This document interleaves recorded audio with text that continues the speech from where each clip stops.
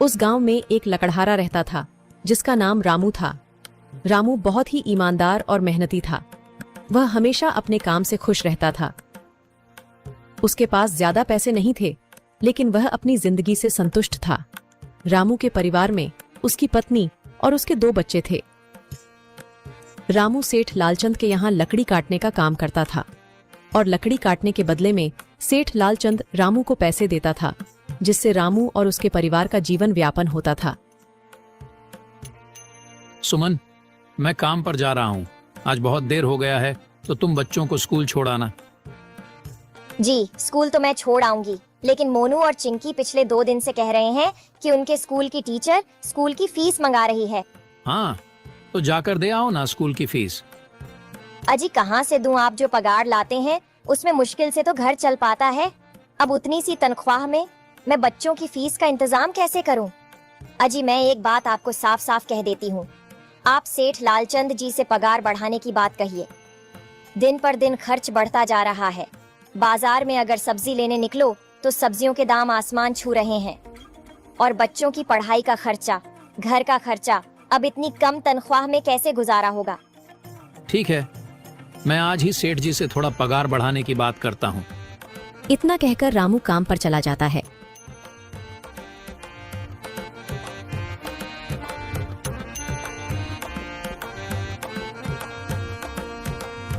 अरे भाई, आज तो पगार का दिन है। देखो, अब यह सेठ लालचंद कोई ना कोई लोचा जरूर करेगा। हमेशा कोई ना कोई बहाना बनाकर पगार कम कर देता है। और अगली बार तो मेरी आधी पगार काट ली थी, यह कहकर कि जो मैंने लालचंद जी से 200 रुपए उधार लिए थे, उसका ब्याज बढ़कर 1000 रुपए हो गया है। इसलिए मैं तुम्हारी पगार में से 1000 रुपए काट रहा हूँ। हाँ हरिया भाई, तुम एकदम ठीक कह रहे हो। ये सेठ लालचंद ना एक नंबर का चालाक और लालची इंसान है। एक तो दुगुना काम ले लेता है और बदले में पैसे भी पूरे नहीं देता। हाँ भाई, मेरे भी अगली बार सेठ लालचंद ने पगार काट लिए थे। मैंने बस 2 छुट्टी ली थी जब मेरी बिटिया बहुत बीमार थी, और इस लालचंद ने इस बात का फायदा उठाकर मेरी पूरी आधी पगार काट ली। हे भगवान, बस सेठ जी, इस बार मेरी पूरी पगार दे दें। बच्चों के स्कूल की फीस भी भरनी है। ऐसे सभी लकड़हारे अपने काम पर लग जाते हैं। काम करने के बाद सेठ लालचंद के पास जाते हैं। सेठ जी, महीना पूरा हो गया है, हमें हमारी तनख्वाह दे दीजिए। देखो भाइयों, अभी मेरे पास तुम्हें देने के लिए पैसे नहीं है। अभी माल नहीं बिका है, सारा माल गोदाम में ही पड़ा हुआ है। कल या परसों तक तुम्हें तुम्हारी तनख्वाह मिल जाएगी। पर सेठ जी, अभी हमारे पास बिल्कुल पैसे नहीं बचे हैं।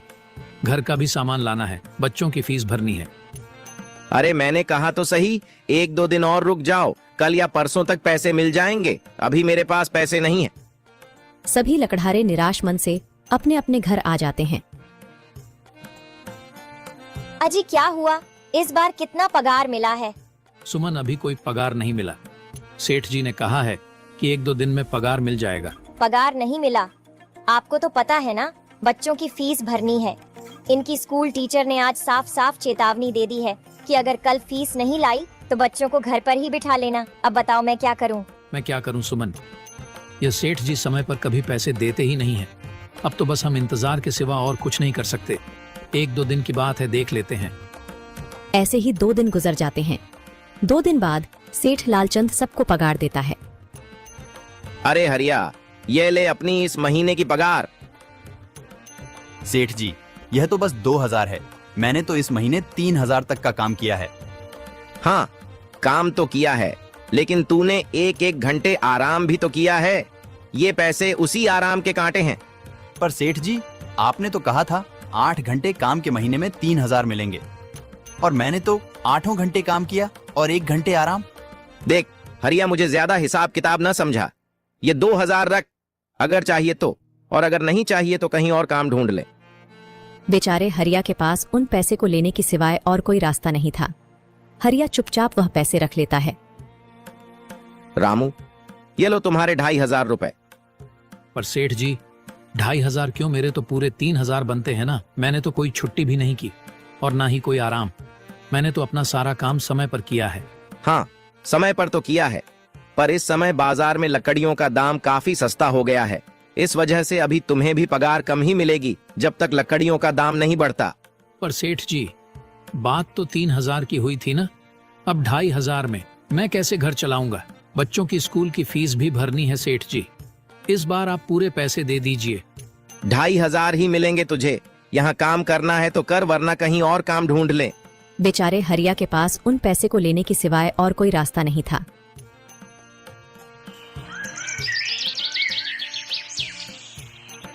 अरे भाई, यह सेठ लालचंद एक नंबर का बेईमान इंसान है। सारे पैसे अपने जेब में भर लेता है और बहाने बनाता है कि लकड़ियों के दाम सस्ते हो गए हैं। देख लेना, हम गरीबों की किसी न किसी दिन इसे जरूर हाय लगेगी। नहीं हरिया, ऐसे नहीं कहते। वह हमारे अन्नदाता है। आखिर उन्हीं के वजह से तो हमारा घर चल रहा है। अरे काहे का अन्नदाता? काम के पूरे पैसे तो देता नहीं है। पूरे महीने मेहनत करके भी क्या मिलते हैं? बस ये 2,000 रुपए। इसमें घर खर्च कैसे चलाएं? ऐसे तो हम कभी तरक्की नहीं कर पाएंगे। और हम कर भी क्या सकते हैं हरिया? हमें लकड़ी काटने की सिवा और कोई काम कहाँ आता है? और कोई काम खोलना भी चाहे तो उसके लिए हमारे पास इतने पैसे कहाँ हैं? अब जो भी हो, हमारा तो बस ये सेठ लालचंद ही सहारा है ना। कुछ देर बातें करने के बाद अपने घर की ओर निकल। जी आ गए आप। कितनी पगार मिला है? सुमन, इस बार सेठ जी ने बस 2,500 रुपए ही दिए हैं। बस 2,000? इतने में कैसे घर चलाएंगे? बच्चों की फीस में ही 1,000 रुपए निकल जाएंगे। फिर 1,500 में क्या क्या करेंगे? अब मैं क्या कहूँ सुमन, अब तुम्हें इसी में ही गुजारा करना होगा। तुम सबसे पहले बच्चों की फीस भर देना, इसके बाद बाकी का मैं देखता हूँ। अजी आप क्या देख लोगे? सेठ जी से पूरे पैसे तो मांगे नहीं गए आपसे? नहीं सुमन, मैंने सेठ जी से पैसों के लिए कहा था, पर सेठ जी ने साफ इनकार कर दिया और कहा, यह लेना है तो लो, वरना कहीं और काम ढूंढ सकते हो। मैं सोच रहा हूं कि लकड़ी काटने के बाद मैं कहीं और भी काम ढूंढ लूं। सेठ जी के यहां से काम करने के बाद मैं दूसरी जगह पर काम किया करूंगा, इससे कुछ ज्यादा आमदनी हो जाएगी। आज ही मैं सेठ जी के यहां पर काम करने के बाद और भी जगह काम ढूंढने जाऊंगा। इतना कहकर रामू काम पर निकल जाता है और जैसा कि रामू ने कहा था, वह लालचंद के यहाँ काम करने के बाद काम की तलाश में निकल जाता है। रामू पूरे गांव में काम ढूंढता है, दुकानों दुकानों पर जाकर लोगों से काम मांगता है, मगर हर जगह रामू को केवल निराशा ही हाथ लगती है। अंत में थक हार कर रामू वापस जाने लगता है। तभी वह देखता है कि अचानक बहुत सारे भैंसों का झुंड उसकी तरफ दौड़े आ रहा है। यह देखकर रामू बहुत डर जाता है। वह इधर उधर देखता है तो उसे एक गुफा दिखती है और वह गुफा में जाकर छुप जाता है। जब भैंसों का झुंड वहां से निकल जाता है तब रामू की जान में जान आती है। हे भगवान, आज तो बाल बाल बच गया मैं, वरना आज तो मैं इन भैंसों के पैरों तलों तो कुचला ही जाता। पर यह मैं कहाँ आ गया? रामू यह सब सोच ही रहा था कि तभी उसकी नजर गुफा में रखी एक टोकरी पर जाती है। रामू उस टोकरी के पास जाता है। ये कैसी गुफा है? ये कैसी टोकरी यहाँ पड़ी है? इसे मैं घर ले जाता हूँ सामान रखने के काम। गुफा में से एक आवाज आती है, रुक जाओ, इसे छूने की कोशिश मत करो। यह आवाज सुनकर रामू एकदम पीछे हट जाता है। तभी गुफा में एक जिन्न प्रकट हो जाता है और वह रामू से कहता है, कौन हो तुम और मेरी गुफा में क्या कर रहे हो? मुझे माफ करना, आप जो भी हो। कुछ भैंसों का झुंड मेरे पीछे पड़ गया था और उनसे बचने के लिए मैं इस गुफा में आकर छिप गया और फिर मेरी नजर इस टोकरी पर गई। माफ कीजिए, मुझे लगा यहाँ कोई नहीं है तो यह टोकरी किसी की नहीं होगी, इसलिए मैंने इसे छुआ। रामू, तुम्हें डरने की जरूरत नहीं है। मैं तुम्हारे बारे में सब जानता हूँ। मेरी नजर एक बार भी जिस पर पड़ जाती है, मैं उसका इतिहास अपनी खुली आंखों से देख सकता हूँ। पर आप है कौन और आप इतने विचित्र क्यों दिखाई पड़ रहे हैं? आप अपना परिचय दीजिए। कौन है आप? मैं एक जिन हूँ और मैं कई सालों से इस गुफा की रक्षा कर रहा हूँ। यह गुफा मेरे पूर्वजों की है। इस गुफा में केवल वही इंसान घुस सकता है जिसका मन बिल्कुल पवित्र हो। अगर तुम अपवित्र होते तो तुम इस गुफा में कभी नहीं घुस पाते। तुम एक सच्चे इंसान हो, इसलिए तुम इस गुफा में घुस पाए और इस टोकरी को छू पाए। अब तुमने इस टोकरी को छुआ है तो यह टोकरी तुम्हारी हुई। नहीं, मुझे ये टोकरी नहीं चाहिए, मैं तो बस देख रहा था। डरो मत रामू, तुम ये टोकरी ले जाओ। ये कोई साधारण टोकरी नहीं है, बल्कि यह जादुई टोकरी है। जादुई टोकरी? क्या यह वही जादुई टोकरी है जिसके बारे में हमारी दादी कहानी सुनाई करती थी कि किसी गांव में एक जादुई टोकरी हुआ करती थी और वह सबकी इच्छाएं पूरी करती थी? हाँ रामू, ये वही जादुई टोकरी है। अब तुम इस टोकरी के मालिक हो। तुम इसके इस्तेमाल से अपनी स्थिति सुधार सकते हो, पर याद रखना, तुम जो भी वस्तु इस टोकरी में एक बार डालोगे, वह चीज ही तुम्हें बार बार इस टोकरी में डालनी होगी। इसके अलावा तुम और दूसरी कोई चीज इस टोकरी में नहीं डाल सकते। अगर तुमने ऐसा किया तो इसका परिणाम तुम्हें ही भुगतना होगा। मेरी इस बात को हमेशा ध्यान में रखना और सोच समझकर बिना लालच किए इस टोकरी में वह ही सामान रखना जिसकी तुम्हें जरूरत हो। रामू टोकरी को लेकर घर आ जाता है। सुमन, ये देखो, ये मैं क्या लेकर आया हूँ। क्या लाए हो आप? बस ये एक टोकरी। सबसे पहले यह बताइए, आप तो काम की तलाश में गए थे ना, तो कोई दूसरा काम मिला कि नहीं? नहीं। अरे सुमन, मेरी पूरी बात तो सुनो। ये कोई ऐसी वैसी टोकरी नहीं है, बल्कि ये एक जादुई टोकरी है। रामू सुमन को वह सारी घटना के बारे में बताता है जो उसके साथ हुई। अच्छा, तो आपका कहने का मतलब है कि इस टोकरी में हमें कोई ऐसी चीज डालनी होगी जिसकी हमें सबसे ज्यादा जरूरत हो। हाँ सुमन, हमें सोच समझकर ही इसमें कोई चीज डाल। रामू थोड़ी देर सोचता है, फिर उसका ध्यान उन लकड़ियों पर जाता है जो एक बार उसने सुमन को रखने को दी थी। सुमन, तुम्हें याद है, एक बार मैं जंगलों में लकड़ियां काटने गया था तो मुझे एक चंदन की लकड़ी मिली थी और वह मैंने तुम्हें लाकर दे दी थी। हाँ, दी तो थी। तो तुम उस लकड़ी को ले आओ।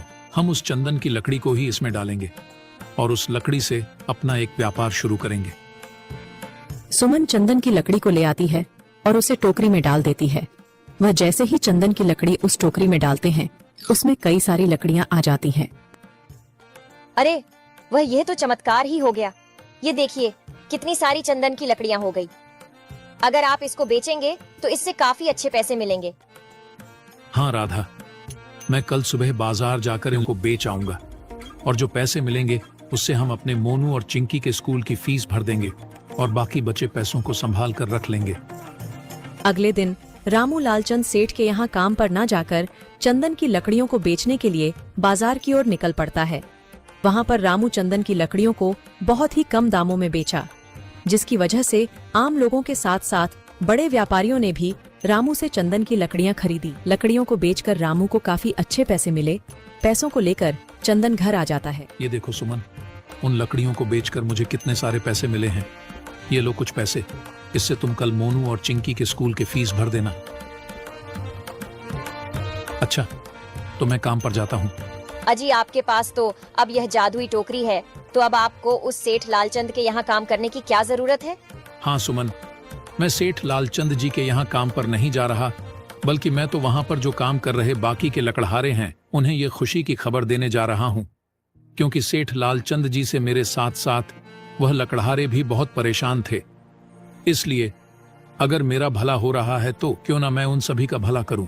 वह सभी बहुत ईमानदार लकड़हारे हैं, वह सभी बहुत मेहनत से काम करते हैं, मगर लालचंद ने कभी भी उनको उनकी मेहनत के सही पैसे नहीं दिए। इसलिए मैंने सोचा है क्यों ना मैं उनको अपने इस काम में शामिल कर लूं। हाँ जी,